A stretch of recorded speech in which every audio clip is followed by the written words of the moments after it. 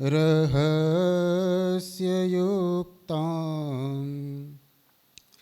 श्रृङ्कारमर्मा प्रतिपादिनेभ्याम्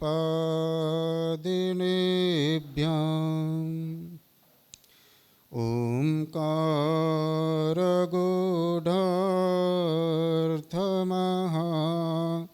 विभूत्यां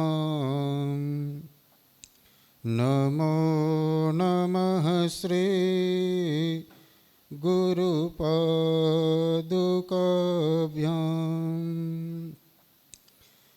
अज्ञानतिमिरान्धस्य ज्ञानाञ्जनशलाकया चक्षुरुन्मिलितं येन तस्मै श्रीगुरवे नमः।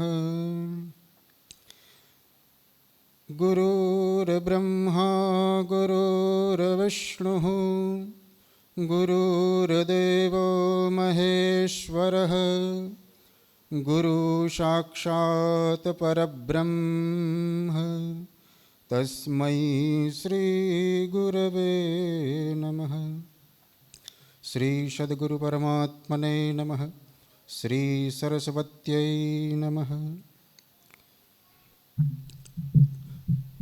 भगवान श्री सद्गुरु भगवाननी अनुपम कृपाथी भगवान स्वामीनारायणना दिव्य सानिध्यमां परम गुरुदेव एवं ब्रह्मस्वरूप हरिप्रसाद स्वामीजी महाराजनी असीम कृपाथी प्रगट गुरुहरि प्रेम स्वरूप स्वामीजी महाराजना दिव्य आशीर्वादथी अने आपणा सौना मार्गदर्शक अने गुरुजन पूज्य त्यागवल्लभ स्वामीजीनी निश्रामां एमना सतत मार्गदर्शन अने आशीर्वाद हेठळ चालती आ सत्संग सभा में सर्वे उपस्थित महानुभावों दिव्य पुरुषों साथे सारस्वतजनों चरणों में तुषार भट्टना साक्षात दंडवत प्रणाम।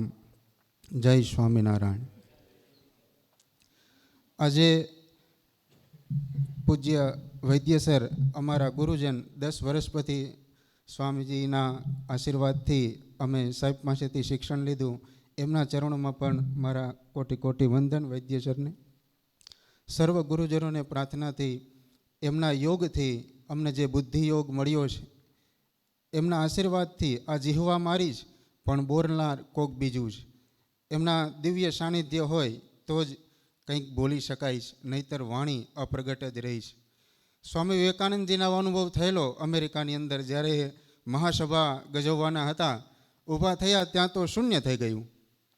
ऊभा थया त्यारे कशुं ज बोलाय नहीं, शुं बोलवुं अने बधेथी फसाई जाय माणस त्यारे मात्र एक ज व्यक्तिने याद करे अने मात्र आपणा सद्गुरु ज होई शके, बीजुं कोई नहीं। एटले सौ प्रथम गुरुनी स्तुति एटले आपणी अंदर एक स्थिर स्वरूपे ज्योति स्वरूपे बिराजमान थाय अने आपणी वाणीथी कंई अवळुं न बोलाय, केम के जीभमां हाडकું નથી एटले एनाथी शुं बोलाय ने एनुं भान न होय। पण प्रारंभमां ज जो गुरुने याद करवामां आवे तो मारो ए अनुभव छे कि आपणी वाणी ए मात्र पवित्रतानी त्रिवेणी बनी रहे, एक झरणुं बनीने आगळ चाले, एनाथी बीजुं कांई बोली शकाय नहीं। एटले प्रारंभमां गुरुवंदना। आजे मने विषय मळ्यो छे सत्संगनो महिमा। तो सत्संग एटले शुं? मैं जे भण्यो त्यारे जे शास्त्रोनुं अध्ययन कर्युं, जे वाँच्युं अने गुरुदेवनी कृपाथी जे कंई मगजमां आव्युं उतर्युं ए आपनी समक्ष मूकું। सत्संग एटले शुं? तो सौथी वधारे सत्संगनो महिमा मारे ने तमारे जाणवो होय, समजवो होय तो रामचरित्र मानसनी अंदर गोस्वामी तुलसीदासजी अद्भुत रीते आ सत्संगनो महिमा जणावे छे। भगवान श्री राम ने 14 वर्षनो वनवास थयो त्यारे भगवान सीता माता अने लक्ष्मणजी साथे चाली अनेक ऋषिमुनिओना पहेला दर्शन करे छे।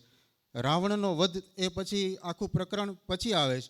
पहेला शरूआतमां जता जता जेटला पण ऋषिमुनिओ मळे बधा साथे भगवान सत्संग करे छे। हवे आपने एम थाय के भगवान जेवा भगवानने सत्संग करवानी जरूर शुं, एने आवश्यकता शुं? त्यारे भगवाने पोताना मनुष्यरूपी अवतारथी आपने एवुं जणाव्युं कि हूँ ब्रह्म होवा छतांय मारे जो सत्संगनी जरूर पड़ती होय तो हूँ ने तमे तो एक सामान्य माणस छीए, तो आपणा जीवन में सत्संगनी केटली आवश्यकता हशे। ભગવાન કૃષ્ણનું તમે જીવન ચરિત્ર તપાસો તો ભગવાનને ક્યાં ભણવાની જરૂર છે, ભગવાનને ક્યાં કોઈ ગુરુ કરવાની જરૂર છે. છતાંય સાંદીપની ઋષિને ઘેર પધારે છે, લાકડા કાપવા જાય છે, કાષ્ઠ વીણે છે, એમના ચરણ સ્પર્શ કરે છે, એમના ચરણો દબાવે છે, એમના માટે અનેક પ્રકારની વિધિ વિધાન કરે છે. તો આ બધું કરવાની કૃષ્ણ પરમાત્માને ક્યાં જરૂર છે? એ તો સચ્ચિદાનંદ ઘન બ્રહ્મ સ્વરૂપ છે, એને ક્યાં આ બધી જરૂર છે? છતાંય એ સમાજને એક આઈનો બતાવે છે કે હું બ્રહ્મ હોવા છતાંય મારે પણ ગુરુ જોઈએ, તો મારે તમારે પણ ગુરુ જોઈએ. આ ગુરુનો મહિમા છે.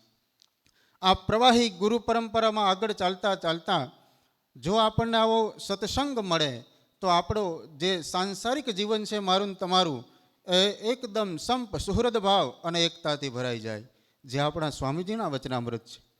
તો આપણો આ સત્સંગનો મહિમા શું, સત્સંગ શા માટે અને સત્સંગ એટલે શું, આ બધા પ્રશ્નોના જવાબ આપણે મેળવવાનો સાથે મળીને પ્રયત્ન કરીએ.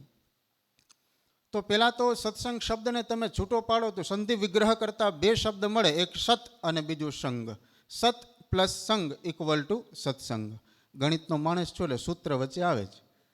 એટલે સત અને સંગ આ બે શબ્દો ભેગા મળીને એક આખી શબ્દ બને, એનું નામ છે સત્સંગ. સતનો અર્થ થાય સારું, સત એટલે સારું, અને સંગ એટલે જોડાણ. સારું, સારી વસ્તુ સાથે, સારી વ્યક્તિ સાથે, સારા પદાર્થ સાથે કે સારા જ્ઞાન સાથે મારું તમારું જોડાણ, એનું નામ સત્સંગ. તો આ સત્સંગની સંધિ વિગ્રહ અને શબ્દનો અર્થ. બ્રહ્માનંદજી સ્વામીજી, આપણી સ્વામિનારાયણ પરંપરામાં જ બ્રહ્માનંદ સ્વામીજી એક સત્સંગ વિશે અદ્ભુત વાત કરી છે. મારા વાંચવામાં આવેલી ક્યારેક, એટલે દર્શન કરેલું એમનું પણ. એમાં એમણે કીધું કે જો સત્સંગને પામવો હોય, સત્સંગથી આપણને શું મળે?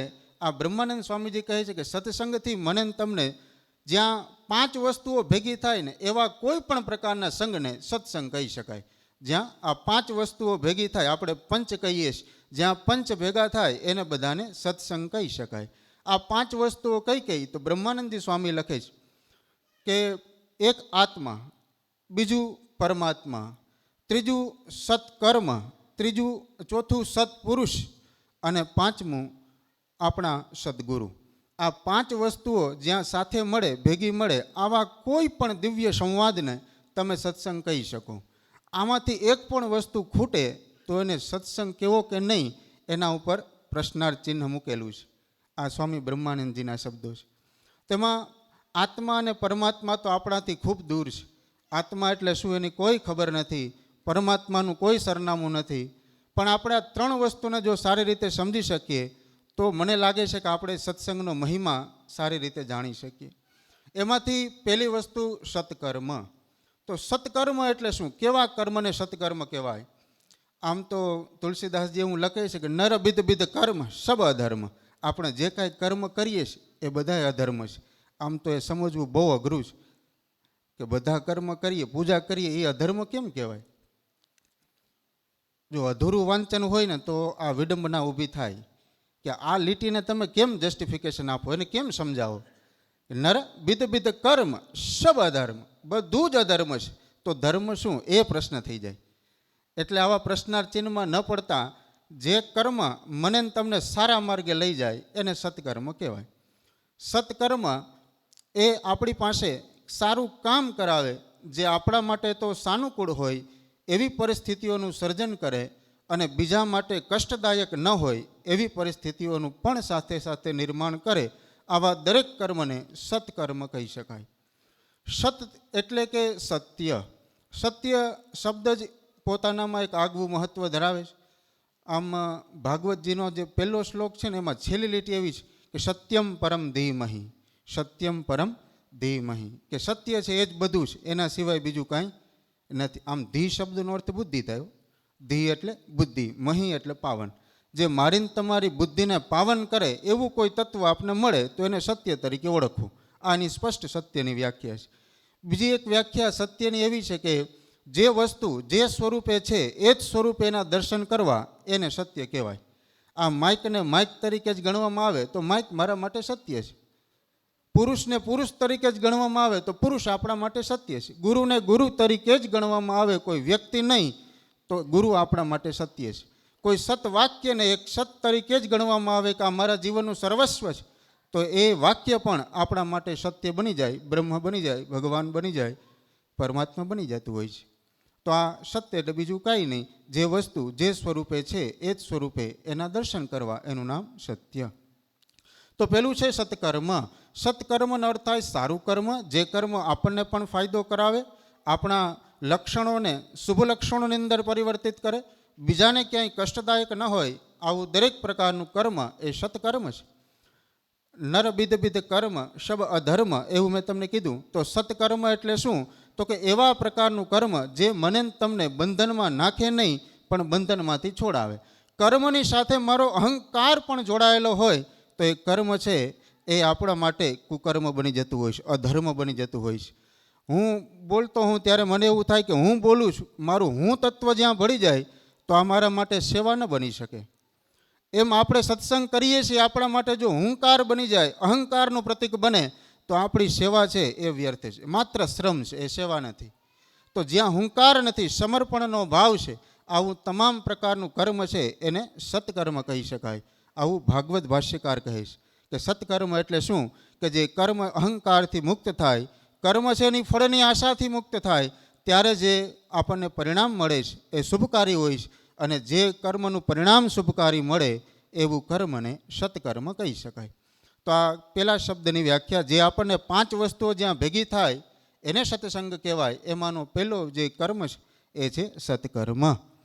બીજું આપણી પાસે એક પરિબળ આવે છે, એ આવે છે સત્પુરુષ. સત્કર્મના ફળ સ્વરૂપે મને તમને જે પ્રાપ્ત થાય એને આપણે સત્પુરુષ કહી શકીએ.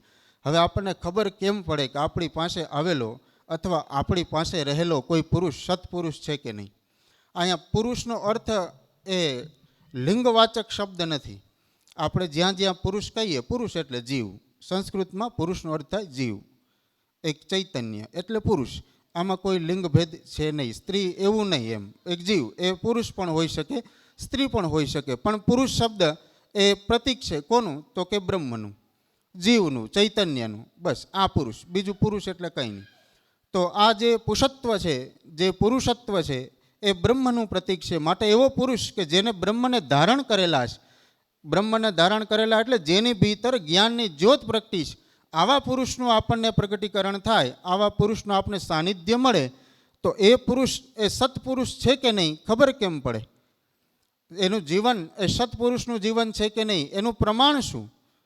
તો ભાષ્યકાર, ભાગવત ભાષ્યકાર એવું કહે છે કે ભાઈ પુરુષ સત્પુરુષ ક્યારે હોય, કેવા પુરુષને સત્પુરુષ કહેવાય, અને સત્પુરુષ આપણને મળે તો આપણે એને કેવી રીતે ઓળખી શકીએ? આપણા સામીપ્યની અંદર સ્વામીજી પધારે તો આપણને સ્વામીજી સામાન્ય કપડામાં હોય તો કેમ ઓળખી શકાય કે આ સત્પુરુષ છે કે કોઈ મહાપુરુષ છે? ભાગવત ભાષ્યકાર ના પાડે છે કે ચમત્કારથી મહાપુરુષને ઓળખી શકાતા નથી. કોઈ ચમત્કારોથી મહાપુરુષોને ઓળખી શકાતા નથી. ચમત્કાર તો ઘણા બધા લોકો કરી શકે જે મહાપુરુષ હોતા પણ નથી. તો પાસે આવેલો પુરુષ અથવા જેની પાસે આપણે આકર્ષાઈએ છીએ, જેના તરફ મને તમને એટ્રેક્શન થાય છે, આ પુરુષ દિવ્ય પુરુષ એ મહાપુરુષ છે કે નહીં ખબર કેમ પડે? તો ભાગવત ભાષ્યકાર બહુ સરસ મજાની વાત લખે છે કે એને ખબર કેમ પડે? તો કે યથા વાચો યથા ક્રિયા, યથા ક્રિયા તથા ચેતઃ, ચિત્તે વાચી ક્રિયાયામ સાધૂનામ એકશુપતા.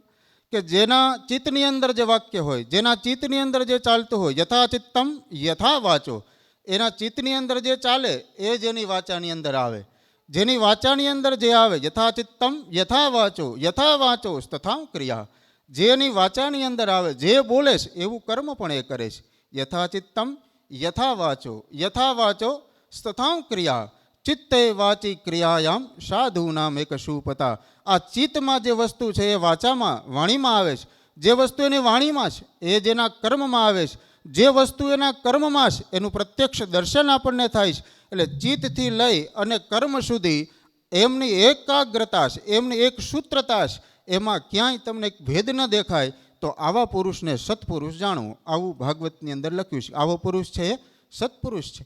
હવે એના ચિત્તની અંદર શું ચાલે આપણને કેમ ખબર પડે? હું અહીં સારું બોલું, અહીંથી બહાર નીકળે હું કંઈક બીજો પણ હોઈ શકું, આ શક્ય છે. તો આપણે કેમ ખબર પડે કે એના ચિત્તની અંદર શું ચાલે છે? તો ઓશો રજનીશ એવું કહેતા, આ એના શબ્દો છે. ઓશો રજનીશ એવું કહેતા કે તમારી પાસેથી કોઈ નીકળે અથવા તમારી પાસે કોઈ સમીપે બેસે તો તમારી ભીતર થયેલો ઘા જો રૂઝાવા લાગે તો સમજવું કે પાસે બેસેલો પુરુષ અથવા કોઈ વ્યક્તિ એ કોઈ મહાવિભૂતિ છે. આપણી અંદર વાગેલો ઘા જો રૂઝાવા લાગે તો એવું જાણવું કે કોઈ સામાન્ય વ્યક્તિ મારીને તમારી પાસે બેસી નથી. પૃથ્વી ઉપર એક દિવ્યતાનું વાતાવરણ સર્જાય ત્યારે સમજવું કે પૃથ્વી ઉપર કોઈ દિવ્ય મહાપુરુષ એ પૃથ્વીને પરિક્રમા કરીને આગળ વધે છે. આપણી પાસે આપણા પરિવારની અંદર પણ કોઈ આવું સામંજસ્ય સ્થપાય, પરિવારમાં બે સભ્યો વચ્ચે એકસૂત્રતા ન હોય ને કોઈના આવવાથી આ એકસૂત્રતા જળવાઈ જાય, સ્થિરતા થઈ જાય પરિવારમાં, તો સમજવું કે આપણી ઘરે પધારનાર કોઈ પુરુષ એ સામાન્ય નથી, કોઈ દિવ્ય પુરુષ છે. દિવ્ય પુરુષ હંમેશા જોડવાનું કાર્ય કરે, જે મને તમને જોડી દે એકબીજા સાથે, પરિવારથી પરિવારને, સમાજથી સમાજને, વિશ્વથી બીજા વિશ્વને જોડી દે, આત્માથી પરમાત્માને જોડી દે, જીવને શિવ સાથે જોડી દે. આ જે બ્રિજનું કામ કરે છે એ સત્પુરુષ છે. તો આવા સત્પુરુષોની ઓળખાણ એટલે કે આપણે જેની સાથે યોગ થાય ને આપણી ભીતરની જે કાંઈ પ્રવૃત્તિઓ છે શાંત બની જાય, ત્યારે આ પુરુષને આપણે દિવ્ય પુરુષ, મહાપુરુષ કે સત્પુરુષ આવા નામે ઓળખતા હોઈએ છીએ. તો આ સત્પુરુષના લક્ષણો થયા. તો સત્સંગના માધ્યમથી, સત્સંગના કારણે આપણે કેમ ઓળખી શકીએ કે આપણે જેનો સંગ કરીએ છીએ સત્સંગ છે કે નહીં? તો કે જ્યાં 5 વસ્તુઓ સાથે હોય, જ્યાં 5 વસ્તુઓનો પંચ યોગ હોય, ત્યાં સત્સંગ હોય. એવી 5 વસ્તુઓમાં પહેલી વસ્તુ સત્કર્મ, બીજી વસ્તુ છે સત્પુરુષ, ત્રીજી વસ્તુ છે કે સત્વિદ્યા. સત્વિદ્યા આપણે હું ને તમે જે ભણીએ છીએ એ શિક્ષા છે. આ શિક્ષા તો જ પાકે જો શિક્ષાને કોઈની દીક્ષા મળે. શિક્ષા છે દીક્ષા વગર કાયમ અધૂરી રહી છે. એક સારું ભણેલો એન્જિનિયર હોય એ સારું જ કામ કરશે એવું ના કહી શકાય. કોઈ સારો ભણેલો ડૉક્ટર હોય તો એ સારું જ કામ કરશે, સમાજ માટે ખતરો નથી, આની કોઈ સાબિતી નથી, આને કંઈ ઓળખી શકાતા નથી.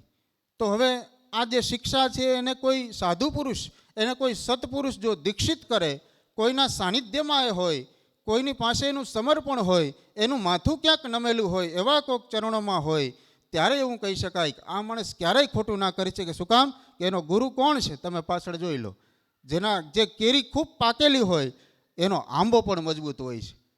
જે કેરી ખૂબ રસવાળી હોય એના આંબામાં પણ તાકાત હોય છે. જેના આંબામાં તાકાત હોય એની કેરી હંમેશા રસવાળી અને મીઠી જ હોય. કેમ કે આંબો જ બળવાન છે, કેરી કેમ નબળી હોઈ શકે? તો આંબો જેનો બળવાન છે એની કેરી નબળી ન હોય. જેનો ગુરુ પહેલવાન છે, જેનો ગુરુ મજબૂત છે, એનો શિષ્ય ક્યારેય નબળો ના હોઈ શકે. એટલે જીવનમાં ગુરુની જરૂર છે. તો આવા શિક્ષકો, આવા ગુરુજનો મને તમને મળ્યા હોય તો આપણે એવું કહી શકીએ કે આપણે એક સત્સંગની અંદર બેઠા છીએ. સત્સંગનું ત્રીજું પરિબળ છે કે મને કોઈ સદવિદ્યા મળે. સદવિદ્યા ક્યાંથી મળે? માત્ર સદગુરુ પાસેથી.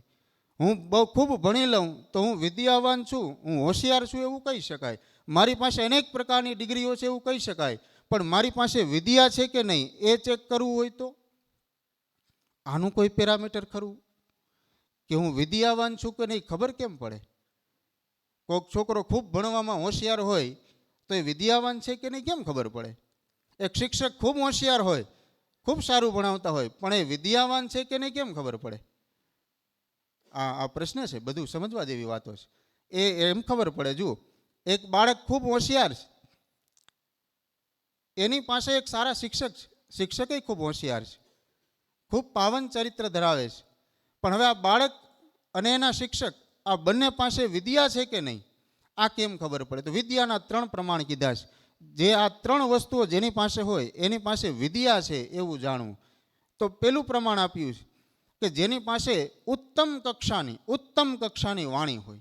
ઉત્તમ કક્ષાની વાણી હોય, દિવ્ય વાણી. આમ વાણી 5 પ્રકારની હોય: પરા, પશ્યંતી, મધ્યમાં, વેખરી. પરા, પશ્યંતી, મધ્યમાં, વેખરી. અને 5મા પ્રકારની વાણી છે ને નાભી વાણી છે.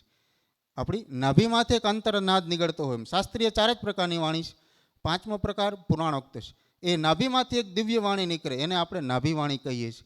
તો આ 4 પ્રકારની જે વાણી છે, પરા, પશ્યંતી, મધ્યમાં અને વેખરી, એમાં આપણે કહીએ છીએ કે આપણે સ્વામીજીની પરાવાણીનો લાભ લેશું. સૌથી ઉત્તમ કક્ષાની વાણી છે પરાવાણી છે. જેનું બોલેલું કાયમી સિદ્ધ થતું હોય એવી વાણી જેની પાસે હોય એને પરાવાણી કહેવાય.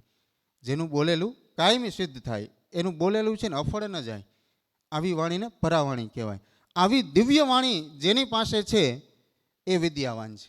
એ પુરુષ ભણેલા હોય કે અભણ હોય, ડઝન્ટ મેટર, એ પુરુષ કેવા છે? વિદ્યાવાન છે. બીજું વિદ્યાનું પ્રમાણ આપેલું છે કે જેની પાસે સતત વિવેક છે, કન્ટિન્યુઅસલી વિવેક છે, એનો વિવેક ક્યારેય ઓછો ન થાય, આવો પુરુષ વિદ્યાવાન છે. હવે એક બાળક છે તોફાન કરતું હોય તો એમ ન કહી શકાય કે વિવેકી નથી. એ બાળકનો સ્વભાવ છે. તોફાન કરવું, વાતો કરવી, બિનજરૂરી બોલવું, આ બાળકનો સ્વભાવ છે. બાળ ચેષ્ટા છે. વડીલોએ હંમેશા એને માફ કરવી જોઈએ. તો એ બાળક વિવેકી નથી એમ તમે ન કહી શકો. તો વારે વારે આપણા પગે પડી જતો હોય એ માણસ વિવેકી છે કે ના? એ ખોટો પણ હોઈ શકે. એ ખોટો પણ હોઈ શકે. એ વિવેકી છે આવું જરૂરી નથી. તો વિવેકી કોણ છે? કોણ એવું છે કે જે વિવેકનું પ્રમાણ શું? તો કે અદ્ભુત. વિવેકનું પ્રમાણ શું? વિવેક એટલે શું? તો કે જેની પાસે વિનય છે, જેની પાછું જો ગોટાળાવાળું છે બધું. વિવેક એટલે જેની પાસે, વિવેક અને વિવેક બે ભાઈઓ છે પણ એક નથી. વિવેક એટલે શું? કે જેની પાસે વિનય છે એ. તો વિનય એટલે શું? કે જેની પાસે સાચા અને ખોટાની પરખ છે એ. જેની પાસે સાચા અને ખોટાની પરખ છે એ વિનય છે.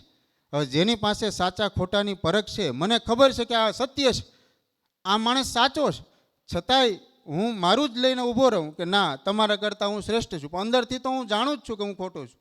ચોર ચોરી કરે ને તો અંદરથી એને ખબર જ હોય કે આ કામ ખોટું છે. કેમ કે તમે આખા જગતને છેતરી શકો, પણ અંદર કોક બેઠેલું છે એને તમે કેમ છેતરી શકો? આપણે જ્યારે નબળું કામ કરીએ ત્યારે અંદરથી એક વાર તો થાય જ કે આ કરવા યોગ્ય નથી, આ કરાય નહીં, છતાંય આપણે કરીએ છીએ આપણી ઈચ્છા. કેમ કે કર્મ કરવામાં આપણે સ્વતંત્ર છીએ. તુલસીદાસજી કહે કર્મ પ્રધાન વિશ્વ કરી રાખા, જો જસ કરઈશો તસ ફળ ચાખા. જેવું તમે કર્મ કરશો એવું તમને ફળ મળશે. જેવું આપણે કર્મ કરીશું. હવે આપણે બાવળ વાવ્યા હોય અને કેરીની અપેક્ષા વ્યર્થ છે, કેમ કે થાય જ નહીં, અસંભવ છે. પ્રકૃતિમાં ઘણી બધી ઘટનાઓ સંભવ છે જે થાય જ નહીં. તો આ અસંભવ ઘટના છે કે આપણી પાસે વિદ્યા હોય અને વિવેક ન હોય એ સંભવ છે. વિદ્યા ત્યારે જ હોય જો વિવેક હોય. અને વારે વારે આપણે નમી પડીએ તો એ વિવેક નથી. એ માથું નમાવવા યોગ્ય હોય ત્યાં જ નમાવાય. જ્યાં માથું બહુ અમૂલ્ય વસ્તુ છે. આ પૂજ્ય લાડવા સાહેબ એવું કહે કે આ આપણો આ ભાગ છે ને બહુ અદ્ભુત છે, અમૂલ્ય છે. એ તો એને દરેક જગ્યાએ કેમ ઝુકાવવાનું? અને બીજું કે કોઈ મૂર્તિની સામે અથવા કોઈ અખંડ મૂર્તિની સામે આપણા મસ્તક છે ને ઓટોમેટિક ઝૂકી જતું હોય છે. જોજો, અમુક જગ્યા એવી હોય કે જ્યાંથી તમે નીકળો તો ઓટોમેટિક માથું નીચું થઈ જાય. તો અમુક મહાપુરુષો એવા છે જેની પાસેથી તમે નીકળો તો ઓટોમેટિક મારું તમારું મસ્તક ઝૂકી જ જાય, સવાલ જ નથી. કેમ કે જ્યાં જ્ઞાન છે ને ત્યાં ઝૂકવું જ પડે. વિદ્વાન પૂજ્યતે સર્વસ્થલે, કે વિદ્વતાની બધે જ પૂજા હોય. તમારી પાસે વિદ્વતા છે, તમારી પાસે વિદ્યા છે તો માણસ નમવા તૈયાર છે. કેમ કે એ પ્રકૃતિ છે. પ્રકૃતિમાં આ વ્યવસ્થા છે કે જ્યાં પણ વિદ્યા દેખાય છે, જ્યાં પણ સત્ય દેખાય છે ત્યાં મસ્તક ઝૂકી જાય છે. હું મારા શિક્ષકને આદર આપું, આ આદર્શ, આ વિવેક નથી, આ આદર્શ. હું મારા શિક્ષકને ન્યાય આપું છું કે તમારી પાસેથી જે મેળવ્યું છે એનાથી હું કૃતજ્ઞ છું, આ કૃતજ્ઞ ભાવે હું તમને પગે લાગુ છું, આ મારો આદર્શ. એના પણ કોઈક ગુરુ હશે, એના પણ પ્રત્યે પણ એમને પણ કૃતજ્ઞતા હશે, એ પણ ત્યાં પગે પડશે, એ આદર્શ. તો વિવેક એટલે શું? જે માથું જ્યાં નમાવવા યોગ્ય છે એવા સ્થાનની મને ખબર પડી જાય કે અહીંયા આ જગ્યાએ મારું માથું નમાવવું જોઈએ, અને એ નમાવ્યા વગર હું ચાલ્યો જાઉં તો એ મેં વિવેકનો ભંગ કર્યો કહેવાય. શું કામ? તો કે મને એની પરખ નથી. પરખ ક્યારે નથી? તો કે વિદ્યા નથી. પરખ ક્યારે નથી? તો કે વિદ્યા નથી. ગમે ત્યાં માથું નમાવતા હોય એ માણસ પાસે વિદ્યા હોતી નથી. એ માણસ પાસે વિદ્યા હોતી નથી. કેમ કે એને સાચા ખોટાનું, સારા નરસાનું ભાન નથી. તો એ માણસ છે એને આપણે આમ વિદ્યાવાન ન કહી શકીએ, શીલવંત કહી શકાય. એનું ચારિત્ર ઊંચું હશે, હોઈ શકે, પણ એ વિદ્યાવાન છે એવું કહી શકાય નહીં. તો વિદ્યાવાન હોવાનું આ પ્રમાણ છે કે આપણી પાસે વિવેક આવે, આપણી પાસે ત્રીજું શબ્દ છે આપણી પાસે વિનમ્રતા આવે. એક વિવેક હોય, એક વિનમ્રતા હોય અને આપણી પાસે શ્રેષ્ઠ વાણી હોય તો આપણે વિદ્યાવાન છીએ એવું 100% કહી શકાય, જેનું શાસ્ત્ર પ્રમાણ આપે છે. અને આ જે વિનમ્રતા છે અદ્ભુત છે. આપણી વાણીની અંદર વિવેક હોય, આપણા વર્તનની અંદર વિવેક હોય, સમાજની અંદર, કુટુંબની અંદર, એક વ્યવસ્થાની અંદર કઈ રીતે રહેવું એનું મને તમને ભાન હોય, એના પ્રત્યે આપણી જાગૃતિ હોય તો આપણી પાસે વિનમ્રતા છે એવું કહી શકાય. તો વિનમ્રતા અદ્ભુત ધાતુ છે જે પરંપરાગત મળે છે. વિનમ્રતા એ કોઈ વર્ષોની અંદરથી એકત્રિત કરી શકાય આવી વસ્તુ નથી. એ પરંપરામાં મળે. દાદામાં હોય તો આમ એના પુત્ર પૌત્રથી આગળ આગળ પરંપરાગત એ વિદ્યા ચાલી આવે. એ વિનમ્રતા ઉતરે. ઇનહેરિટ આ બધું છે, ઇનહેરિટ આપણા વંશની અંદર આવે. જેમ ડાયાબિટીસ હોય તો એ પરંપરાગત કેમ આવે? માથાની અંદર આપણે પેલી ટાલ પડી જાય તો અમુક વખતે પરંપરાગત રીતે આવે છે. અમુક રોગ એ જીન્સની અંદર પ્રવેશ કરી જાય તો આપણા સત્કર્મ એ પણ આપણા જીન્સની અંદર પ્રવેશ કરી જ શકે. શા માટે ના કરી શકે? તો જેમ રોગ ન પ્રવેશ કરી શકે, છેટ જીન્સ સુધી જતા રહી, તો યોગ એ જીન્સ સુધી કેમ ના જઈ શકે? જઈ જ શકે. તો આ યોગ જીન્સ સુધી ઘૂસી જાય. એ યોગ જો સત્કર્મનો હોય, સત્પુરુષનો હોય, એ યોગ જો સદવિદ્યાનો હોય, તો મારા તમારા વંશમાં પણ આવી જ સંતતિ પાકે કે જેને સત્સંગનો લાભ મળે. તો આ સત્સંગનો મહિમા છે. તો આપણી પાસે જે ત્રીજું પરિબળ છે, સત્સંગના પરિણામે મને તમને પ્રાપ્ત થાય છે, એ પરિબળ છે સત વિદ્યા. પેલું કીધું સત્કર્મ, બીજું સત્પુરુષ અને ત્રીજું સદવિદ્યા. હવે આ સત્પુરુષ મને મળ્યા. શું કામ મળ્યા? તો કે મેં સત્કર્મ કર્યું છે. કેમ ખબર પડી કે મેં સત્કર્મ કર્યું છે? તો કે મારા કર્મે લઈ બીજાને હાનિ નથી થઈ. એટલે મારું કર્મ કેવું કર્મ છે? સત્કર્મ છે. કે મેં કોઈને હાનિ થાય એવું કર્મ નથી કર્યું. મારું કર્મ સત્કર્મ છે. આ સત્કર્મને લઈ અને મને સત્પુરુષ મળ્યા છે. આ સત્પુરુષને લઈ અને મને સદવિદ્યા મળી છે. આ સદવિદ્યાને લઈ અને હું મારા ભીતર ડોક્યું કરતો થયો છું.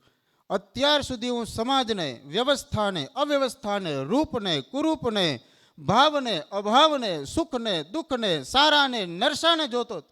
પણ હવેથી મને મારી ભીતર ડોક્યું કરવા એક વિદ્યા મળી છે. ભીતર ડોક્યું કરવા એક પ્રકાશ મળ્યો છે, એક દીપ પ્રગટ્યો છે. હું ભીતર દર્શન કરતો થયો છું. આ ભીતરનું દર્શન એ આત્મદર્શન છે. તો ભીતરનો જે આત્મા એ પ્રગટમાન થયો છે. એ જ્યોતિ હવે પ્રકાશિત થઈ ચૂકી છે. એ જ્યોતિ હવે ઉર્ધ્વગામી બની છે. એ જ્યોતિ હવે કોઈ મનુષ્યને નહીં પણ પરમાત્માને સ્પર્શી રહી છે. ત્યારે આ જે દિવ્ય જ્યોતિ છે, આ દિવ્ય જ્યોતિ, આ દિવ્ય ચૈતન્ય એ આત્મા છે. દિવ્ય ચૈતન્ય આત્મા છે. આમ આત્મા શબ્દ બહુ દૂષિત થયો છે. આપણે નકામી વસ્તુઓને આત્મા કીધી છે, જે ખરેખર મને તમને ઉપયોગી નથી. આપણા માટે જાણવું જરૂરી પણ નથી. એને આપણે આત્મા કીધી છે. એટલે શબ્દ દૂષિત થયો એટલે આત્મા હવે આપણાથી ભૂલથી બોલાઈ જાય તો લોકો ભયભીત થઈ જાય કે આ કેવી વાતો કરે છે. તો આત્મા એટલે ચૈતન્ય, જીવ, જેને બાયો એવું આપણે કહી શકીએ. તો આ જે ચૈતન્ય છે, જે આપણી કોન્શિયસનેસ છે, એ આપણો જીવ એ ઉર્ધ્વ ગતિને પામે છે, આગળ વધે છે. માત્ર મનુષ્યથી જ નહીં, મનુષ્યથી ઊંચા પ્રમાણમાં જવા માટે તૈયાર બને છે, પરિપક્વ બને છે. ત્યારે એ જીવ છે એને આપણે આત્મા એવું કહી શકીએ છીએ. તો આત્મા એટલે શું? આવો કોઈ પ્રશ્ન આપણને થાય, હવે આત્માને ઓળખવા કઈ રીતે? એનું સરસ મજાનું એક ઉદાહરણ તમને આપું. જુઓ, આપણે કેવી રીતે ઓળખી શકીએ કે આપણી ભીતર જ્યોત જાગી છે કે નહીં? ધૂણો અંદર છે પણ ધગધગે છે કે નહીં, ખબર કેમ પડે? તો જુઓ, આમાં આપણે બધાએ નાનપણની અંદર ઘણી બધી જગ્યાએ અમુક સ્પીચ આપી હોય. અમુક જગ્યાએ સ્કૂલની અંદર બોલવા ઊભા થયા હોય. તો તમે એક એવો અનુભવ કર્યો હશે કે એક ક્ષણ એવી આવે કે આપણે ગોખીને ગયા હોય. આ મારા જીવનમાં બનેલી ઘટના, બધું ગોખીને ગયા હોય. આખી લીટી મને તમને યાદ હોય કે આ પહેલી લીટી આ બોલવાની, માનનીય શ્રી ખાલી જગ્યા, આદરણીય શ્રી ખાલી જગ્યા, આવું બધું આપણે રટીને બધું ગયા હોય. રટીને ગયા હોય એટલે થાય એવું સમય ભૂલાઈ જાય. આપણે માઇક જેવું હાથમાં આવે ને એવા પગ મંડે ધ્રુજવા, અંદર જે કાંઈ પડ્યું હોય, જે વાંચ્યું હોય, વાગોડ્યું હોય, બધું ચાલ્યું જાય.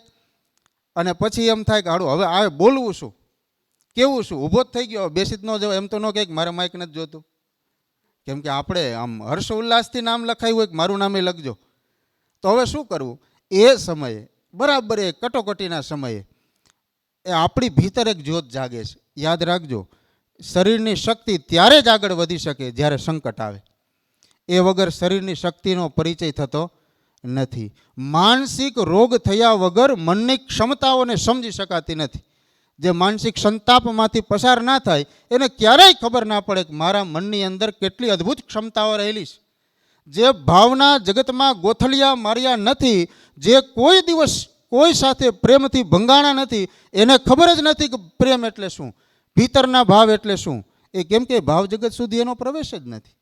આ પ્રેમ એ પિતા અને પુત્રનો પણ હોઈ શકે, ગુરુ અને શિષ્યનો પણ હોઈ શકે, એક પત્ની અને એક પતિનો પણ હોઈ શકે, એક મા અને એક દીકરાનો પણ હોઈ શકે, એક બાપ અને એક દીકરીનો પણ હોઈ શકે, અને એક બે મિત્રો વચ્ચેનો પણ હોઈ શકે.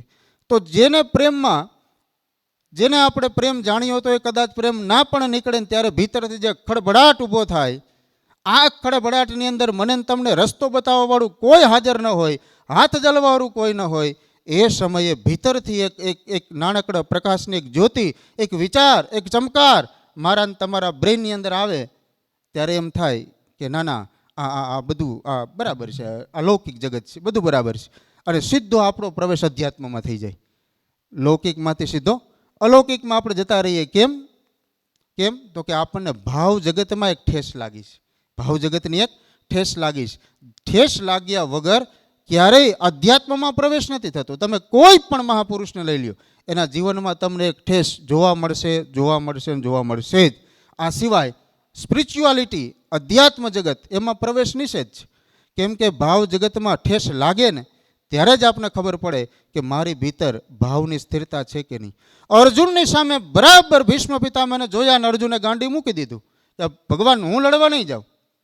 કે ભાઈ તું ના લડે કોણ લડે? હું તો સારથી થઈને આવ્યો છું, હવે તું વચ્ચેથી ના પાડી દે. તે તો કીધું કે રથમ સ્થાપમય અચ્યુતા, વચ્ચે તમે રથને લઈ જાઓ, જોઈ લો મારી સામે કોણ કોણ ઊભા છે ને હમણાં પાડી દઉં.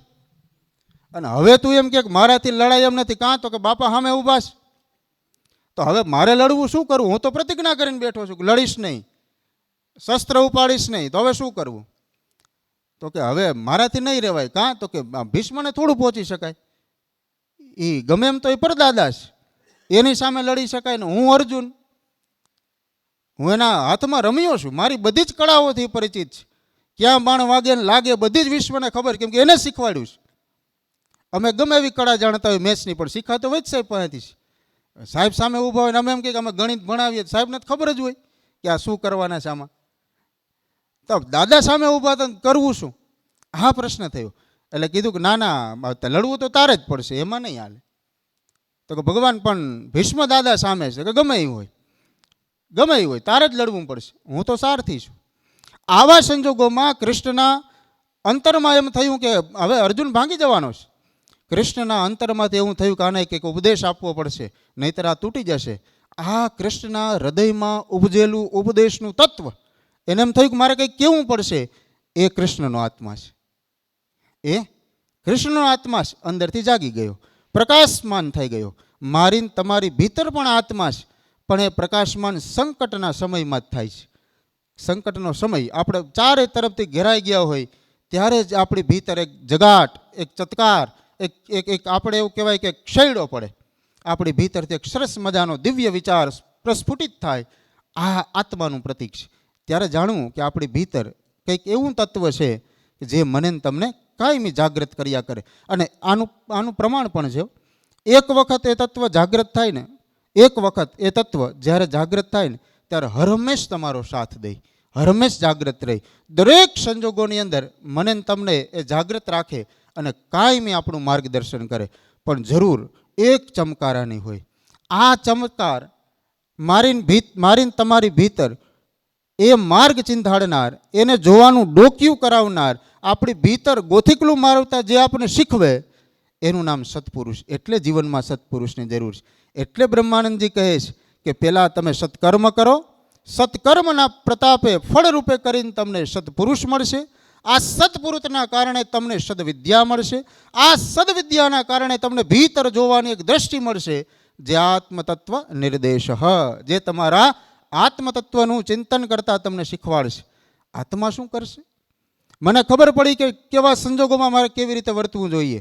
સામાન્ય સંજોગો હોય તો મારું વર્તન કેવું હોવું જોઈએ, કોઈ વિશિષ્ટ સંજોગો હોય તો મારું વર્તન કેવું હોવું જોઈએ, મારે કેવા પ્રકારના કૃત્ય કરવા જોઈએ. આવું મને ભાન થઈ જાય, મને ખબર પડવા લાગે, ત્યારે સમજવું કે આપણી ગતિ હવે ઉર્ધ્વ ગતિ છે.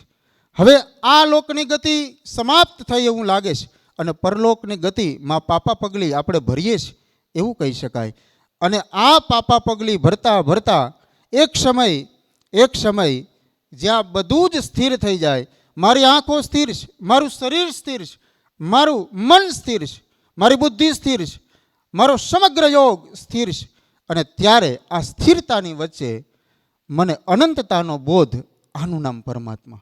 સ્થિરતામાં અનંતતાનો બોધ થાય, આ અનંતતાનો બોધ એનું નામ પરમાત્મા. આ બોલવું જેટલું સરળ છે, વ્યવહારમાં લાવવું આટલું જ અઘરું છે.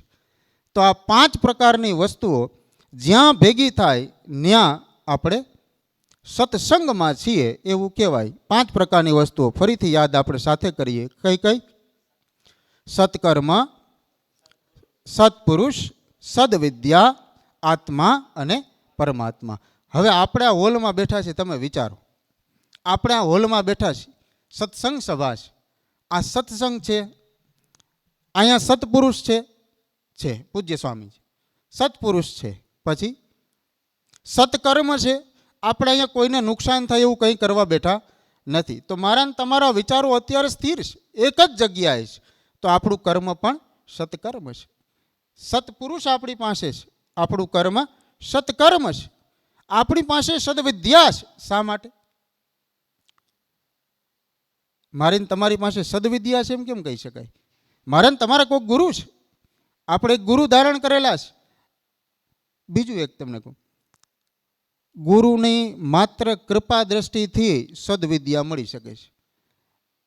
ગુરુની માત્ર કૃપા દ્રષ્ટિથી પણ સદવિદ્યા મળી શકે છે. એના માટે બહુ તપ કરવું, તૂટી જવું એની બહુ જરૂર રહેતી નથી. હા, જરૂર રહી એની આજ્ઞા પાડવાની. તુલસીદાસજી લખે છે, આજ્ઞા સમન સુ સાહિબ સેવા, સો પ્રસાદ જન પામે મેવા.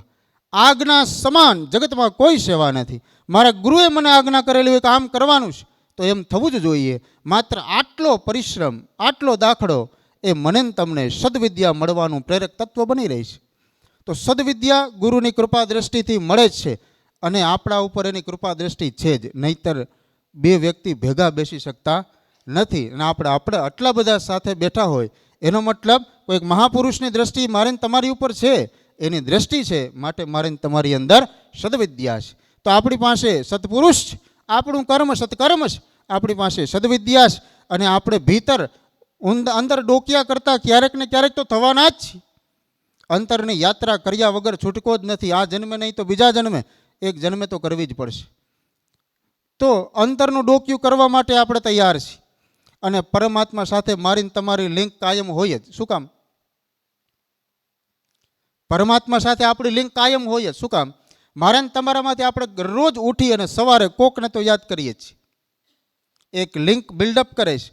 સવારે આપણે પૂજા કરીએ, શું જરૂર છે પૂજાની? ઘણા લોકો પૂજા નથી કરતા, એ બહુ સુખી છે. બોલો, આ જાણવા જેવું છે. તમે જોજો, ઘણા લોકો જે સેવા પૂજા નથી કરતા એનું જીવન તમે જોજો, ખૂબ સુખી. બહારથી આપને એવું લાગે ખૂબ સુખી છે, એવું લાગે નહીં, અમુક તો હકીકત છે. જે સેવા કરે છે એના કરતાં જે સેવા નથી કરતા અદ્ભુત સુખી છે, અદ્ભુત સુખી છે. તો આ સેવા કરે એનો કાંઈ ગુનો છે? એ દુઃખી કેમ છે?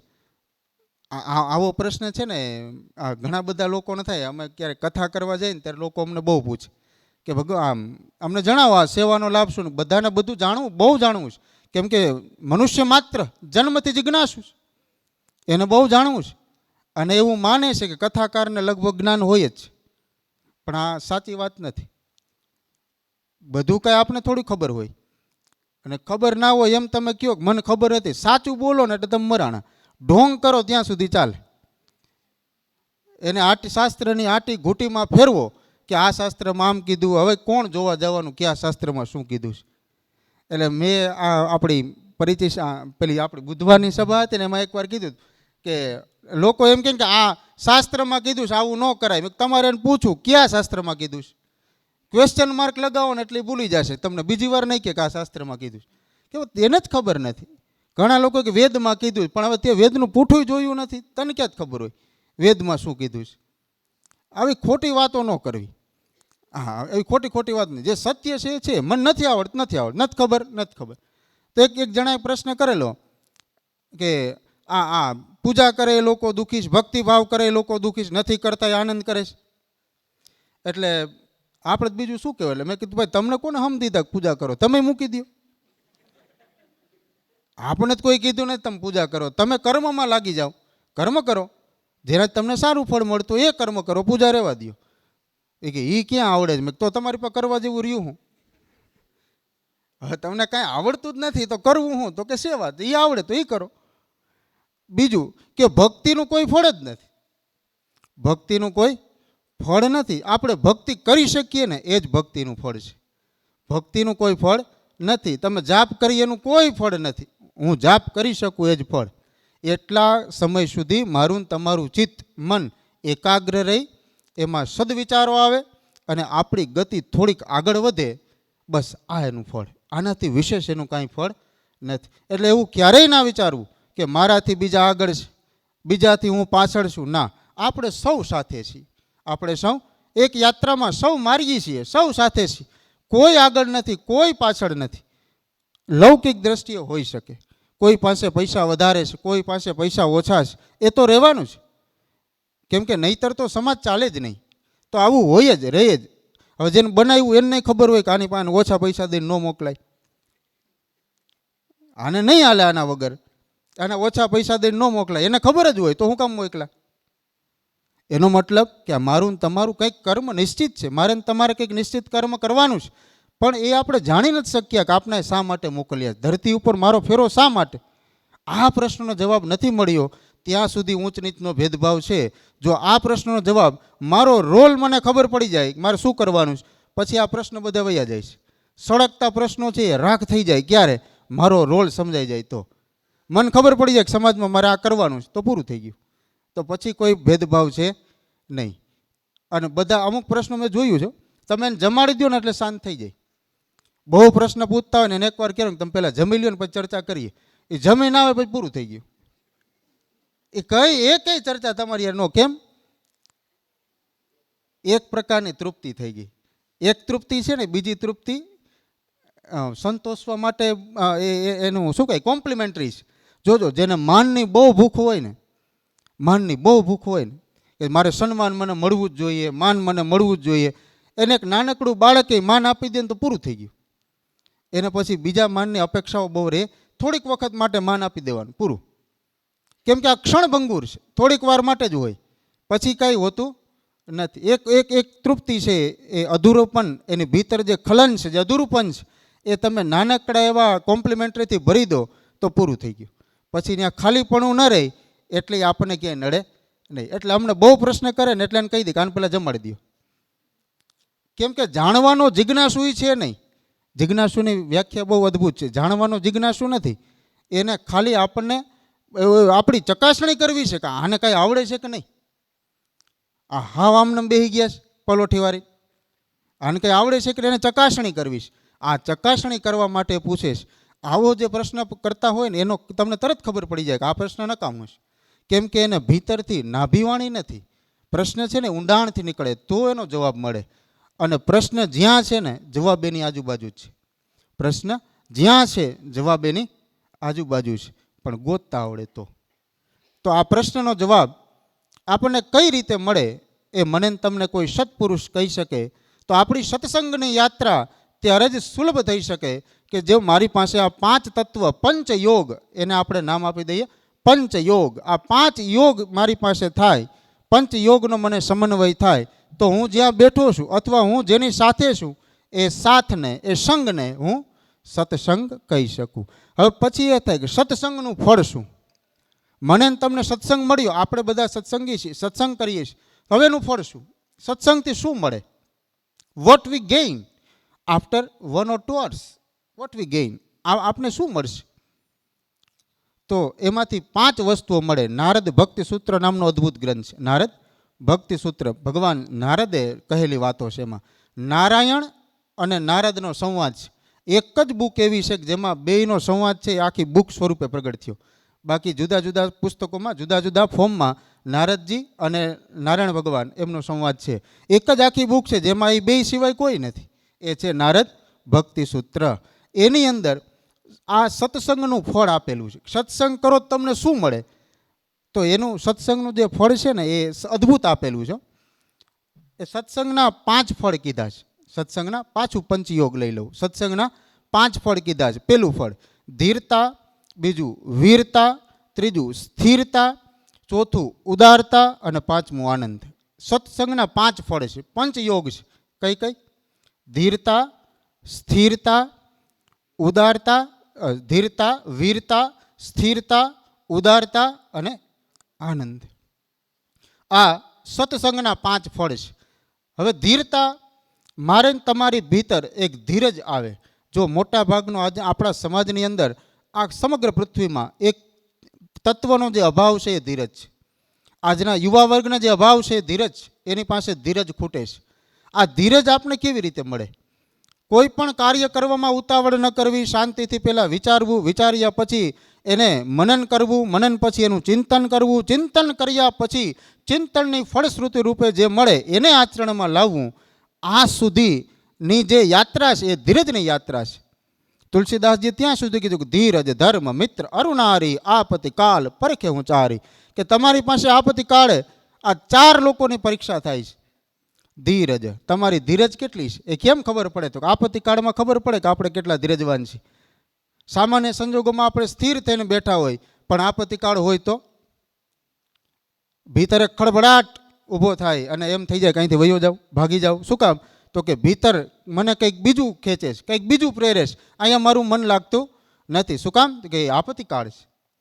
તો એ ધીરજની કસોટી આપત્તિ કાળમાં થાય. આપત્તિ કાળે મને તમને ખબર પડે કે આપણી ભીતર ધીરજ છે કે નહીં. ધીરજ કેવી રીતે આવે? ધીરજ શ્રદ્ધાથી આવે. ધીરજ કોનાથી આવે? શ્રદ્ધાથી આવે. શ્રદ્ધા છે ને એ આમ તો 3 પ્રકારની હોય. ગીતાની દ્રષ્ટિએ 3 પ્રકારની શ્રદ્ધા છે. ત્રિવિધા ભવતી શ્રદ્ધા સાત્વકી રાજસી તામસી. આવું ગીતામાં કીધું. 3 પ્રકારની શ્રદ્ધા છે. સાત્વિક શ્રદ્ધા, રાજસ એટલે કે રાજસી સત્તા અને તામસી શ્રદ્ધા. 3 પ્રકારની શ્રદ્ધા છે. એમાં સાત્વિક શ્રદ્ધા એ મને તમને બીજાનું ભલું કરવાનું અને બીજાનું ભલું થાય એમાં આપણી શ્રદ્ધા રાખવાની, સાથે આપણું ભલું થાય એમાં પણ આપણી શ્રદ્ધા. પણ બીજાનું ભલું થાય એટલે આપણું ઓટોમેટિક થઈ જાય. બીજાનું ભલું થાય એટલે આપણું ઓટોમેટિક થઈ જાય. શું કામ ખબર? હું તમારું સારું કરું તો મારું ઓટોમેટિક થઈ જાય. આ ક્યારેક તમે વિચારી જોજો. તમે બીજાને ભણાવો ને તો તમે ઓટોમેટિક ભણો છો. ત્યારે આ મારો અનુભવ છે. હું બીજાને ભણાવું, બાળકોને ભણાવું, એ સમયે હું પણ ભણું છું. હું બીજાનું સારું કરવા જાઉં તો મારી ભીતર સારું કરવાના જે બીજ મગજની અંદર પડે છે એ એક દિવસ તો વટવૃક્ષ થઈને ઊભા થશે જ. એ સારું કરવું, સારું કરવું, સારું કરવું, બસ સતત એ જ ભાવના રહી ભીતર. આ સાત્વિક શ્રદ્ધા છે. એ હું સારું કરું છું એનો ભીતર મને જો જાણ રહી કે મેં સારું કર્યું, મેં દાન કર્યું, તો મારી ભીતર એની જાણ રહી કે મેં દાન કર્યું છે. તો આ રાજસી શ્રદ્ધા. શ્રદ્ધા તો છે જ, પણ રાજસી શ્રદ્ધા. કેમ? એમાં અહંકાર ભેગો ભળી ગયો છે. તો હવે આ સાત્વિક વસ્તુ નથી, એ રાજસી થઈ ગઈ. કંઈ ખોટી વાત નથી. સાત્વિક ઉચ્ચ કોટીની શ્રદ્ધા છે. સામાજિક શ્રદ્ધા એ હંમેશા રાજસી હોય છે. આ સ્વીકારવા યોગ્ય બાબત છે, સ્વીકારવી જોઈએ કે ના એવું અમને થાય છે. જો સ્વીકારી જવા શકાય ને, ચોર ચોરી કર્યા પછી જો પોતાની જાતને ચોર સ્વીકારી શકે ને તો એને સુધારવાના ચાન્સીસ બહુ વધી જાય છે. હું દાન કર્યા પછી મારા અહંકારને જો સ્વીકારી શકું કે હા મેં દાન કર્યું છે, એનો મને અહંકાર છે, આ હું સ્વીકારી શકું, તો મને ખબર પડે કે હું અહંકારી છું. જો મને ખબર પડી જાય કે હું અહંકારી છું તો એને ધીમે ધીમે ધીમે કરીને ઘટાડી શકાય. પણ મને ખબર જ ન પડે અને ભીતરથી અહંકાર એનો ઉદ્દીપન ચાલુ જ રહે, વિકસિત થતો જ રહે, એની મને ક્યારેય જાણ જ ન થાય, તો એક દિવસે વટવૃક્ષ બને અને રાવણની જેમ એ આખા સમાજને નુકસાન કરે. આવું થઈ જાય.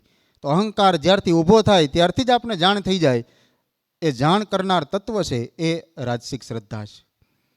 ખરાબ નથી, પણ એની જાણ થવી જરૂરી છે. ત્રીજી છે તામસિક શ્રદ્ધા. કે મને શ્રદ્ધા તો છે કે મારું કામ થવાનું જ છે, પણ કોઈ પણ ભોગે થવું જોઈએ. મારે બહાર જવું છે માટે વરસાદ બંધ થવો જ જોઈએ. એના કરતાં બીજાને નુકસાન થવું જ ભલે થાય, વરસાદ તો બંધ થવો જ જોઈએ. કેમ? તો કે હું પલળી જાઉં તો મારા સ્વ બચાવ માટે બીજાનું અહિત થતું હોય એમાં મારી શ્રદ્ધા હોય, તો આ પ્રકારની શ્રદ્ધા એ શ્રદ્ધા તો છે જ. શ્રદ્ધા તો છે જ, પણ કેવી શ્રદ્ધા છે? તામસિક શ્રદ્ધા છે. તો શ્રદ્ધા 3 પ્રકારની છે, સાત્વિક, રાજસિક અને તામસિક. તુલસીદાસજી એમાંથી માત્ર સાત્વિક શ્રદ્ધાને પકડે છે. કૃષ્ણ તો ઓલરાઉન્ડર છે, એને તો ત્રણેયનો ઉપયોગ કર્યો છે. પણ તુલસીદાસજી એક નાનકડી વાત કે સાત્વિક શ્રદ્ધા ધૈર્ય સુહાઈ જો હરિ કૃપા હૃદય બસહાઈ. મારા ભગવાનની મારા ઉપર જો કૃપા હોય તો મને સાત્વિક શ્રદ્ધા મળજો. આવું ભગવાન તુલસીદાસજી લખે છે. રામની જો મારા ઉપર કૃપા હોય તો મને કેવી શ્રદ્ધા મળે? સાત્વિક શ્રદ્ધા મળે. આ સાત્વિક શ્રદ્ધા મળ્યા પછી થાય શું? સાત્વિક શ્રદ્ધા મળ્યા પછી થાય શું? તો કે સાત્વિક શ્રદ્ધા મને તમને જ્યારે મળે ત્યારે એનું પ્રમાણ શું કે આપણી પાસે સાત્વિક શ્રદ્ધા છે કે હું મારું સારું ઈચ્છું ત્યારે મને ખબર હોય કે હું બીજાનું સારું કરીશ ને એટલે મારું ઓટોમેટિક સારું થઈ જ જવાનું છે. આ જાણકારી મને હોવી એટલે મારી પાસે સાત્વિક શ્રદ્ધા હોવાનું પ્રમાણ. મારી પાસે કેવી શ્રદ્ધા કહેવાય? સાત્વિક શ્રદ્ધા છે એવું કહેવાય. અને સાત્વિક શ્રદ્ધા મને શું આપશે? મેં હમણાં જ કીધું. સાત્વિક શ્રદ્ધા મને શું આપી શકે? 5 પ્રકારની વસ્તુ આપણને સત્સંગના ફળ સ્વરૂપે મળે. પેલું ધીરતા. તો સાત્વિક શ્રદ્ધાથી મને શું મળશે? ધીરતા મળશે. મારી ભીતર સાત્વિક શ્રદ્ધા છે એટલે મને ખબર પડી કે મારે બીજાનું કામ કરીશ, સારું કામ કરીશ, બીજાને સુખ આપીશ, મને ઓટોમેટિક સુખ મળશે જ. આ મને ભરોસો છે, મારી શ્રદ્ધા છે, સાત્વિક શ્રદ્ધા છે. એના પરિણામે મારી ભીતર ધીરજ આવશે. કેમ કે મેં કોઈનું ખરાબ કર્યું નથી તો ભગવાન મારું ખરાબ થવા દેશે નહીં. આ સાત્વિક શ્રદ્ધા છે. તો મારી અંદર શું આવ્યું? સંકટના સમયે ધીરજ ઉત્પન્ન થઈ, ધીરજ આવી. તો ધીરજ મને કોણ આપી શકે? સાત્વિક શ્રદ્ધા. તો શ્રદ્ધાથી મને ધીરજ મળશે, ધીરતા મળશે. બીજું, મારી પાસે વિશ્વાસ હશે ને તો જ મારામાં વીરતા આવશે. જો મારી પાસે વિશ્વાસ હશે તો જ મારામાં વીરતા આવશે. નહીતર આપણે કાયર જ રહીએ. આપણો ધર્મ આપણને કાયર બનવાનું નથી શીખવતો. સમર્પણ એ કાયરતા નથી. સમર્પણ એ કાયરતા નથી. અને કાયરતાને કારણે કરેલું સમર્પણ એ સમર્પણ નથી. તો આપણે કાયર હોઈએ ને પછી નમી જઈએ તો એ કાંઈ દંડવત પ્રણામ ભગવાન સુધી ન પહોંચે. આપણે વીર હોઈએ, આપણી બાહુમાં અજબનું બળ હોય, આપણી પાસે ધન બળ હોય, બુદ્ધિ બળ હોય, ભગવાનનો યોગ હોય, અને છતાંય એક વિનમ્રતા આપણી ભીતર કાયમ રહે, એક દિવ્યતા મારી તમારી ભીતર કાયમ એક જ્યોત પ્રગટે, ત્યારે આપણા વિનયની એ કસોટી થાય છે. એ પરીક્ષા છે એની કે મારી પાસે અદ્ભુત પ્રકારનું બળ છે છતાંય હું વિનમ્ર છું. કેમ કે મારી ઉપર મારા ગુરુની કૃપા છે, આપણા ઉપર આપણા ગુરુદેવની કૃપા છે. આટલું ધન હોવા છતાંય કોઈ અભિમાન નથી, આટલું બળ હોવા છતાંય કોઈ પણ પ્રકારનો નશો નથી. એક જ નશો છે, એના નામનો છે, એના નામના સ્મરણનો છે, ગુરુદેવની યાદીનો છે. તો આ સ્મરણ, આ તાકાત એ મને વીરતાને કારણે મળી છે. અને વીરતા કોના કારણે આવીશ? વીરતા મારામાં કોના કારણે આવીશ? તો કે ભાઈ વીરતા આવી છે મારામાં વિશ્વાસને કારણે. વિશ્વાસ વગર વીરતા આવી શકે નહીં. આપણે વીર બનીએ, તમે જોજો ભગવાનનું કોઈ પણનું જીવન તમે કોઈ પણ મહાપુરુષનું લઈ લ્યો, એ હંમેશા મહાપુરુષ છે એ વીર જ હોય, કાયર ન હોય, ભાગે નહીં, વીર જ હોય. પણ પરિસ્થિતિને અનુકૂળ વીરતા કામની છે. કૃષ્ણ છે એ રણછોડ કેવાડા, રણ છોડીને ભાગ્યા હતા. શું કામ? પરિસ્થિતિ અનુકૂળ નહોતી. આખી કથા તો બહુ લાંબી છે, પણ પરિસ્થિતિ અનુકૂળ નહોતી એટલે છોડીને ભાગવું પડ્યું. તો એ કાયર નહોતા, પણ જો એ ત્યાં રોકાય તો આખા સમાજને નુકસાન થાય એમ હતું. આખા સમાજને નુકસાન પહોંચાડવા કરતાં પોતે રણછોડનું બિરુદ મેળવવું પછી વધારે પસંદ કર્યું કે મારો આખો સમાજ નાશપ્રાય થાય એના કરતાં મને એક રણછોડ કે તો વાંધો હું છે. હવે બહુ પ્રેક્ટિકલ હતા ભગવાન, એટલે ત્યાંથી નીકળી ગયા. તો એને રણછોડનું બિરુદ મળે. કાયર માણસ નહોતો. રાવણ જેવો, રાવણ જેનાથી થરથર કાપે, એક રાજવી પુરુષ, દૈત્યોની સેના સામે લડી શકે. એનામાં ક્યાંથી આ બધી વીરતા આવી? ક્યાંથી આવી? તો કે એને વિશ્વાસ હતો. કોનો વિશ્વાસ હતો?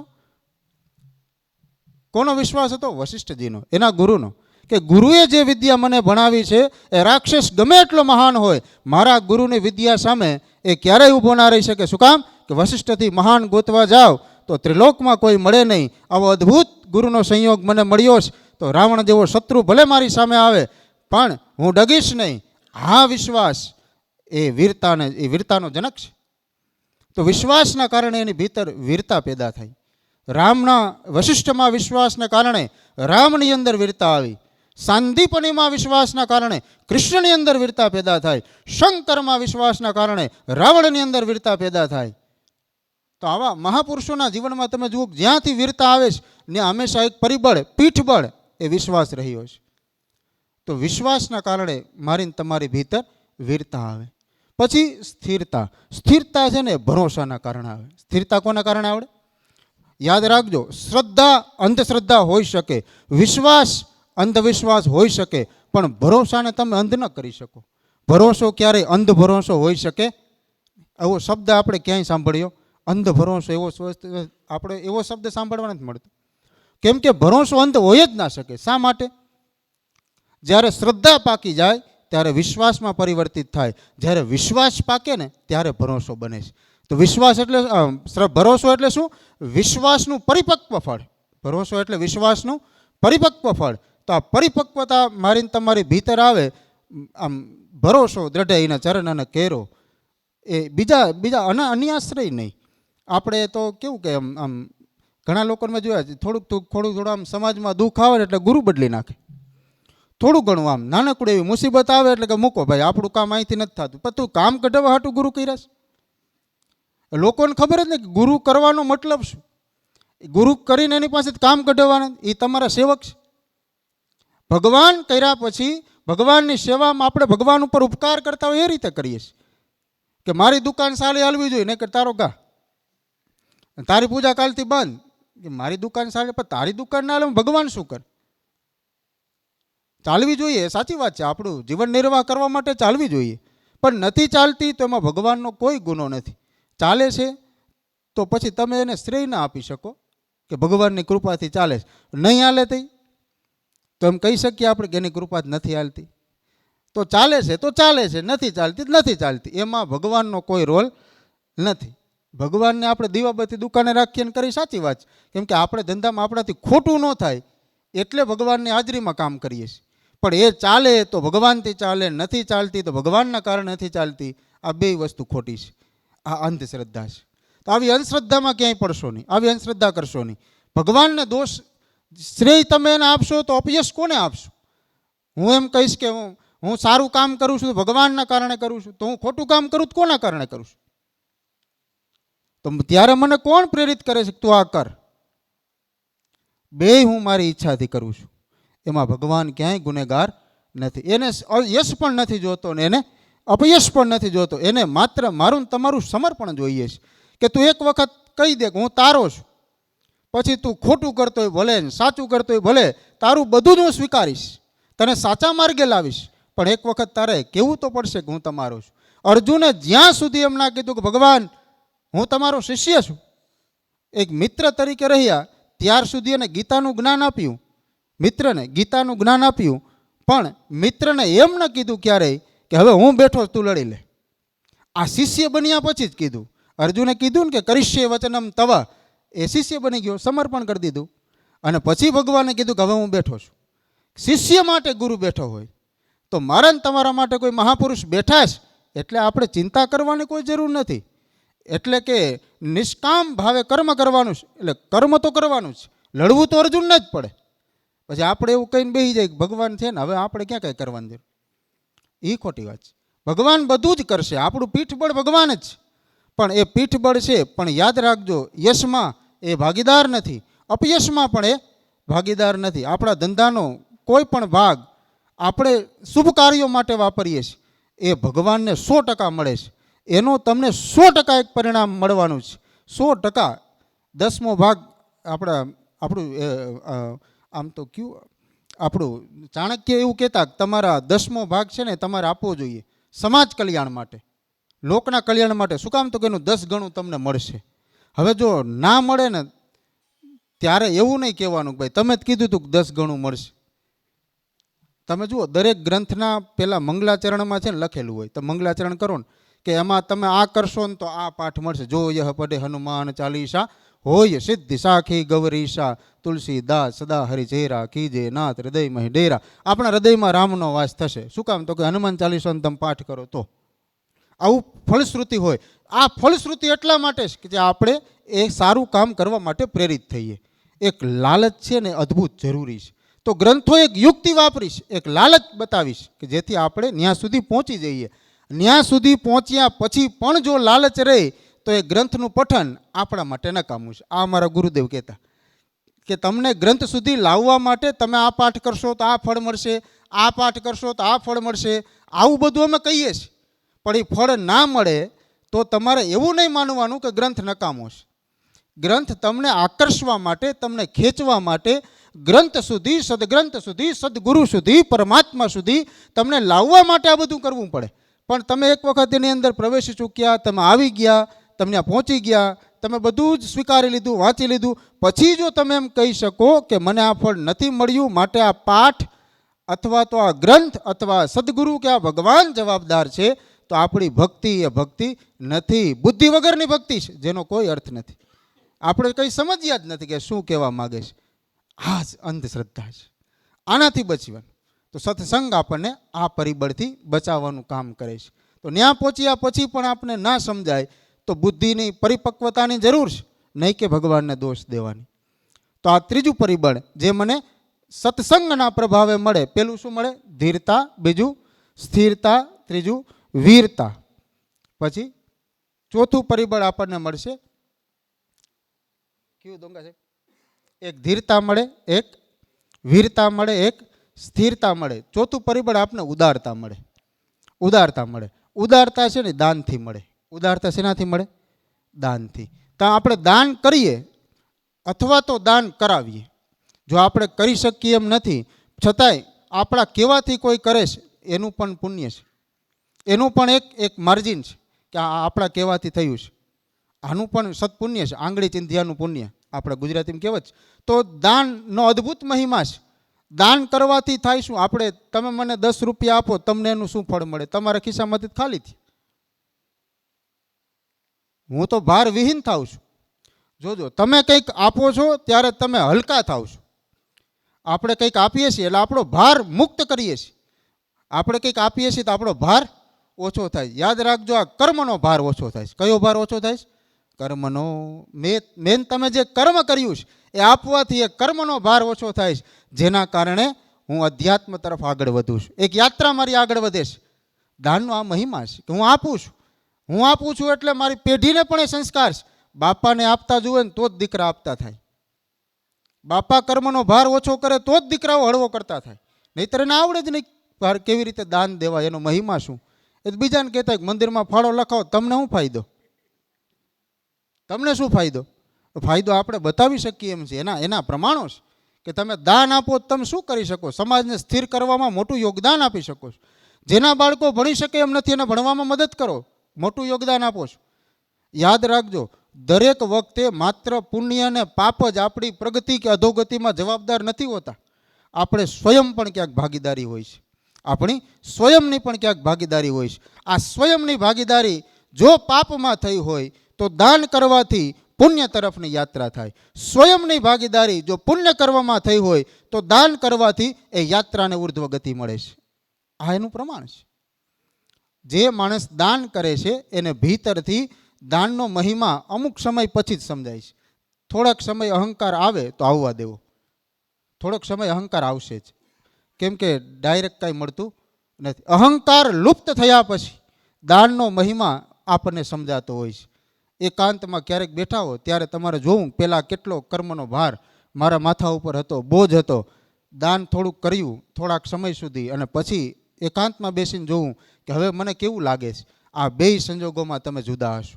તમારા વ્યક્તિત્વમાં પરિવર્તન આવશે. આ વ્યક્તિત્વમાં થયેલું પરિવર્તન એ દાનના પરિણામે છે. એનું પુણ્ય ફળ છે, જે થોડા સમય પૂરતું ઓછું દેખાય છે પણ લાંબા સમય આપણને ખૂબ સહાય કરે છે. તો આપણને શું મળે છે?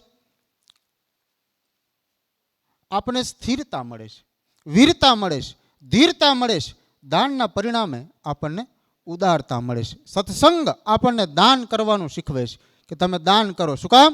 તો કે જીવન ઉદાર બનશે, કંઠુતીત નહીં બને, સંગ્રહ ખોરી નહીં બને. હું મારી પાસે અન્નનો ભંડાર ભરેલો છે ને કોઈક સામે ભૂખ્યું માણસ તડપે છે, હું ન આપી શકું તો હું સંકુચિત છું, કુંઠિત છું.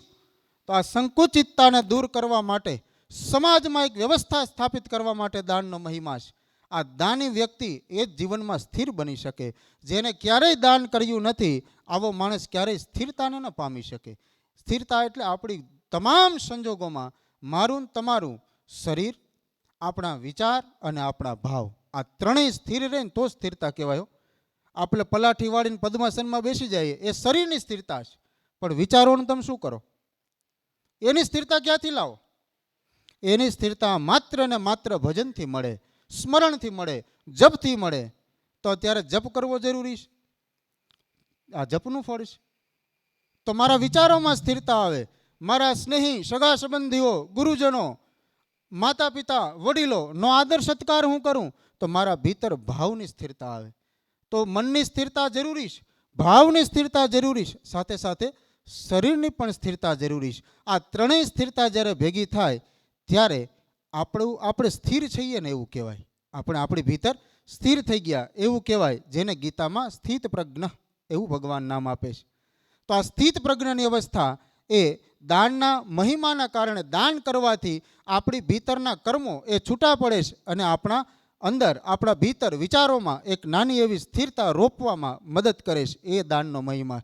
છેલ્લું પરિબળ આપણા ફળશ્રુતિ જે આપણા સત્સંગના માધ્યમથી આપણને મળે એ મેં પહેલું તમને કીધું, આપણી ધીરતા આવે, આપણી અંદર વીરતા આવે, આપણી અંદર સ્થિરતા આવે, આપણી અંદર ઉદારતા આવે અને છેલ્લું મને તમને આનંદ આવે. આ સૌથી મહત્વનું પરિબળ છે કે જીવનમાં બધું જ હોય પણ જો આનંદ ન હોય તો તમે જીવનમાંથી આનંદને કાઢી નાખો. હું ધારું કે મારી પાસે ખૂબ કરોડો રૂપિયા છે, 7 પેઢી ખાય તોય ખૂટે નહીં, છે નહીં કહું છું, તોય ખૂટે નહીં.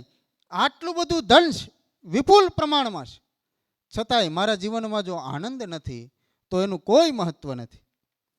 મારી ભીતર કાયમ એક ખળભળાટ રહીશ, ભય પામું છું, મારે અભયની જરૂર છે. કોઈ સારા મિત્રો નથી, એની પાસે જવા હું ઝંખું છું. રવિન્દ્રનાથ ટાગોરને એક એને ગીતાંજલિ નામની બુક લખી અને એને બહુ મોટા એવોર્ડથી નવાજવામાં આવ્યા. રવિન્દ્રનાથને કેટલા બધા ફોન રોજ આવે કે બહુ સારું થયું, તમને એક મહાન કવિ હોવાનું બિરુદ મળ્યું, બધું ખૂબ સારું થયું. કેટલા બધા ફોન આવે, ઘરે કેટલા બધા સગા સંબંધીઓ બધા આવી એમને અભિવાદન આપી ગયા. પણ એના પાડોશમાં એક ભાઈ રહેતા હતા, એ પાડોશી આવ્યો નહીં અને એને ફોન ના કર્યો કે ખૂબ સારું થયું, તેમને એવોર્ડ મળ્યો. રવિન્દ્રનાથે આ બધું થોડાક દિવસ તો એને બહુ મજા આવી. આ રવિન્દ્રનાથના શબ્દો છે, એને લખ્યું છે કે થોડાક દિવસ તો બહુ ગમ્યું કે લોકોએ કેટલું બધું મને માન આપ્યું. અત્યાર સુધી કોઈ પૂછતું જ નહોતું કોણ રવિન્દ્રનાથ. આજે આખા વિશ્વને ખબર છે કે રવિન્દ્રનાથ ટાગોર એ કવિગુરુ છે. તો આ કવિગુરુનું બિરુદ મળ્યા પછી પણ, એક મહાકવિનું બિરુદ મળ્યા પછી પણ પાડોશી આવીને કેમ મને ના કીધું? આવું થોડાક દિવસો પછી, પહેલાં તો કેફમાં હતા કે હવે એની મારે શું જરૂર છે? આખું જગત મને ઓળખતું હોય ને એક માણસ ના ઓળખે ફેરવું પડે. પણ આ તો રવિન્દ્રનાથ હતા ને, સંસ્કારનો ભંડાર, બંગાળનું પાણી, સંસ્કારિત જીવન એનું. એટલે આમ પોતે ઉપાસક હતા માના. એટલે એને તરત ખટકો થયો કે આખું જગત મને માન આપે પણ હું એવો તો કેવો હલકો, મારું પાડોશી મન ના આવીને પૂછી જાય, એ મને અભિવાદન ના આપવા ના આવે, આવો હું સાવ હલકો માણસ હઈશ? મારામાં હજી કંઈક એવું કષ્ટ એ મારા તરફથી એને થયું હશે જે મને અભિવાદન આપવા ના આવી શક્યા. એટલે એ ના આવ્યા તો કાંઈ નહીં, મારે જવું જોઈએ, એ કંઈક તકલીફમાં તો નથી ને. આવું મનોમન વિચારીને એના પાડોશીના ઘેરે જઈશ અને ત્યાં જઈને કહે છે કે કેમ છો? તો કે મજા મજા, આવો ગુરુ બેસો. એટલે બેસે, ચા પાણી પીએ અને પછી કહે છે કે તમે કેમ મને અભિવાદન ના આપ્યા? આખું જગત અભિવાદન આપે, બધાએ ફોન આવ્યા, તમે કેમ ના કીધું? તો એને બહુ સરસ મજાની વાત કરી કે મારે જાણવું હતું કે રવિન્દ્રનાથ હજી એ જ રવિન્દ્રનાથ છે કે બદલી ગયા? આટલું માન મળ્યા પછી રવિન્દ્રનાથ એ મારા મિત્ર રવિન્દ્રનાથ છે કે બદલી ગયા? પણ હવે પ્રમાણ મળી ગયું, તમે અહીંયા આવ્યા છો એટલે તમે એ જ રવિન્દ્રનાથ છો. હજી તમારો એ લંગોટીયો યાર એ હું જ છું. કૃષ્ણને સુદામા મળે અને કૃષ્ણ દ્વારકાધીશ નહીં પણ એનો લંગોટીયો મિત્ર કૃષ્ણ બની અને દ્વારપાળને કઈ દોડ મૂકે એને મિલવા જાય ત્યારે કૃષ્ણ સાચો, એ મિત્ર સાચો. શું કામ? કે ભગવાન બન્યા પછી પણ સામાન્ય માણસ એને મળી શકે છે. તો આવા સંજોગોની અંદર, આવા પરિબળોની અંદર આપણી જ્યારે કસોટીની યાત્રા હોય ત્યારે આપણી પાસે જે આ સત્સંગનું ફળ હશે તો જીવન જીવવાની અંદર સુગમતા રહેશે, આપણને આનંદ આવશે. અને જીવનમાં આનંદનું હોવું એ જ જીવતા હોવાનું પ્રમાણ છે.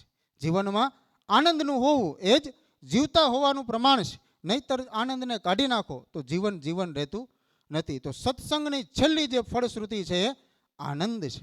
આ આનંદ મારા તમારા જીવનમાં કાયમ રહી, ન હોય તો પ્રગટમાન થાય, હોય તો ચિરકાલ સુધી એનું ભગવાન રક્ષણ કરે અને આપણે આવો નવો આનંદ આપતા રહે એવી સર્વે ગુરુજનોના, ગુરુદેવના શ્રીચરણોમાં પ્રાર્થના સાથે આજના વક્તવ્યને સમાપ્તિ તરફ લઈ જતા જય શ્રી સ્વામિનારાયણ. બધા